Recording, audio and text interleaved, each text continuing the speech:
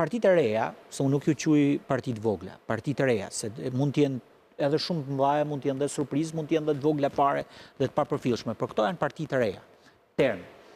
Partitë e reja kishin një shans të artë kësaj rradhe për t'ju dhënë qytetarëve shqiptar mundësinë për të zgjedhur.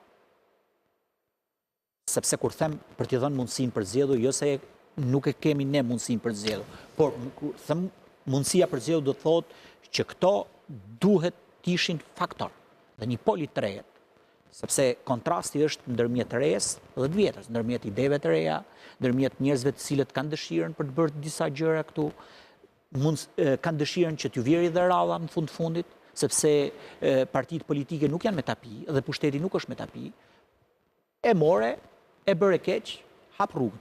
Por ama qytetarëve shqiptarë duhet t'ia japësh këtë mundësi. Dhe fakti që liderat e këtyre partive të reja nuk gjetën asnjë lloj rruge, asnjë lloj shtegu që të bashkoheshin dhe të krijoshin një alternativë, qoftë edhe pragmatiste, vetëm për faktin për të qarë këtë sistem, kjo do të thotë se këtu qëndron një problem i madh. Dhe kjo nuk mund të mbulohet me asnjë lloj retorike. Dhe fakti që kalohet dhe hidhet goditet PD-ja vazhdimisht, në fundit PD-ja është kjo që është.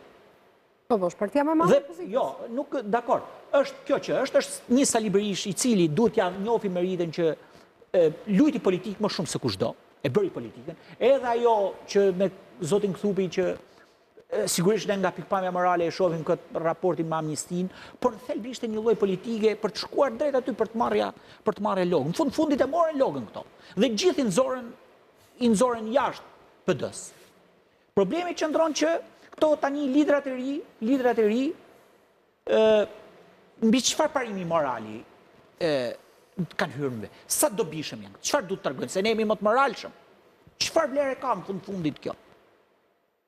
Kur ju nuk e kërcënoni fare këtë lloj pushteti. Po kjo është një pragmatizëm ekstrem, do thoja unë, elektoral.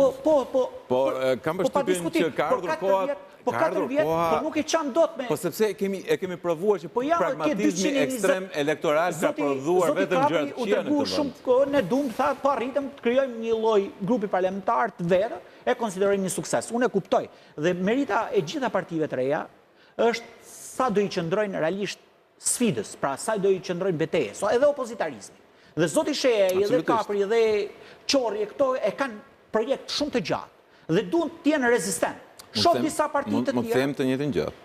Uroj, edhe kjo është prova reali. Dhe ajo çfarë unë do doja që në këto zgjedhje shumë partitë të reja mos ta leti lenin këto partitë e vjetra, le ta bëjnë këto mazhorancën dhe ju testoheni në betejë gjatë 4 vjetëve. Dhe nëse ju do bini qytetarët shqiptar, plotësisht dakord le ta meritoni dhe të jeni forcë qeverisëse.